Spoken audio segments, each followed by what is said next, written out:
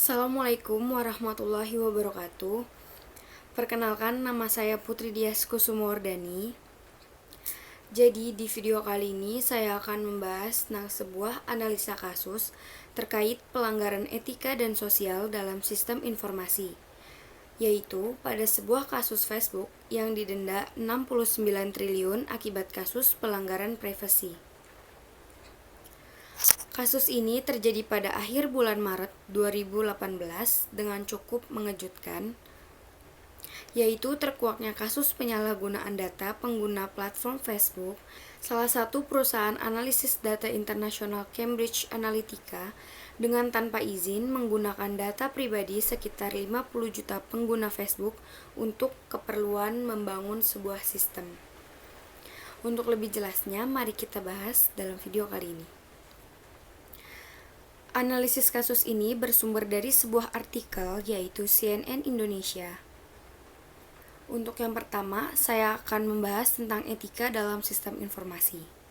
Etika atau etikos adalah sesuatu di mana dan bagaimana cabang utama filsafat yang mempelajari nilai atau kualitas yang menjadi studi mengenai standar dan penilaian moral. Etika mencakup analisis dan penerapan konsep seperti benar, salah, baik, buruk, dan tanggung jawab. Etika informasi adalah cabang etika yang terpusat pada hubungan antara penciptaan, pengorganisasian, pemencaran, dan penggunaan informasi serta standar etis dan kode moral yang mengatur perilaku manusia di masyarakat.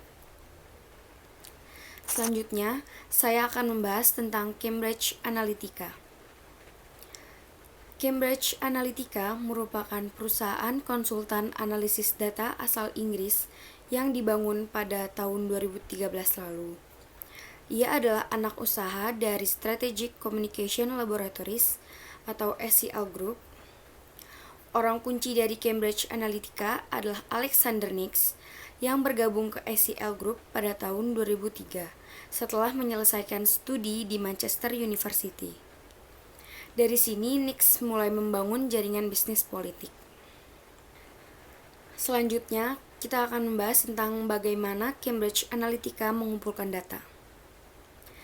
Pada tahun 2014, seorang profesor dari Universitas Cambridge yang bernama Alexander Kogan membuat aplikasi kuis psikologi yang terintegrasi dengan Facebook.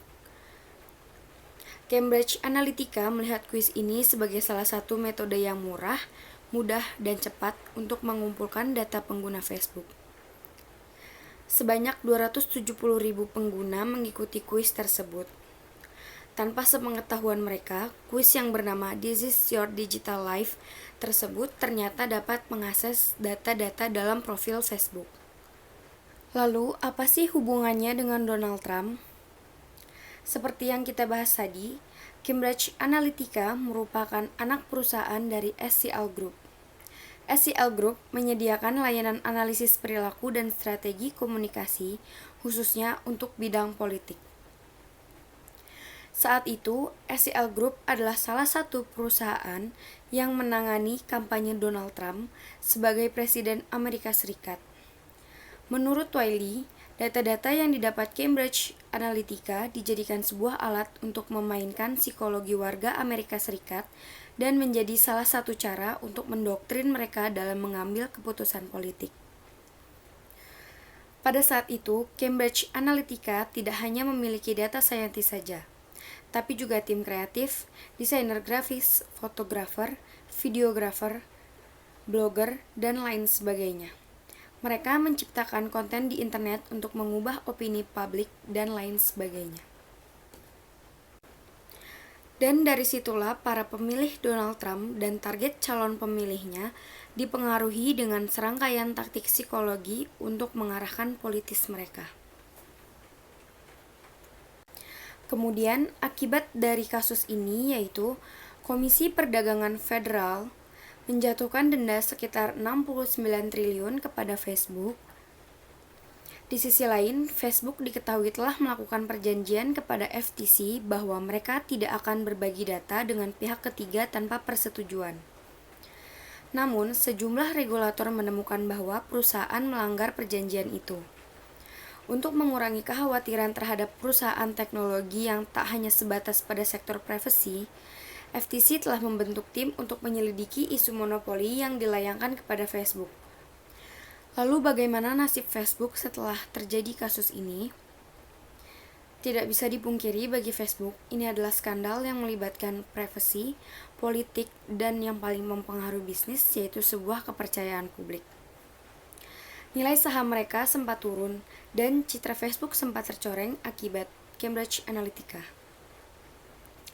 Mark Zuckerberg telah memberikan permintaan maaf kepada publik, dan telah berkomitmen untuk meningkatkan regulasi mereka terkait privasi pengguna. Kasus yang terjadi pada Facebook dan melibatkan Cambridge Analytica merupakan kesalahan fatal yang dapat merugikan banyak orang. Hak atas privasi adalah suatu hak yang harus dijaga oleh sebuah perusahaan yang memegang identitas dari para penggunanya. Pelanggaran ini berkaitan juga dengan etika dalam pemakaian sistem informasi, karena termasuk ke dalam perlakuan hacker yang dilakukan untuk mencari kelemahan suatu sistem dan memasuki sistem orang lain, lalu cracker yang bersifat destruktif di jaringan Facebook.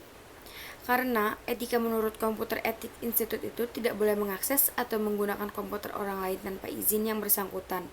Tidak boleh lepas tanggung jawab tentang dampak yang ditimbulkan oleh program, tidak boleh memata-matai file orang lain, dan tidak boleh membajak atau mengcopy software berbayar. Sekian penjelasan dari saya mengenai analisa kasus terkait pelanggaran etika dan sosial dalam sistem informasi. Kurang lebihnya mohon maaf. Assalamualaikum warahmatullahi wabarakatuh.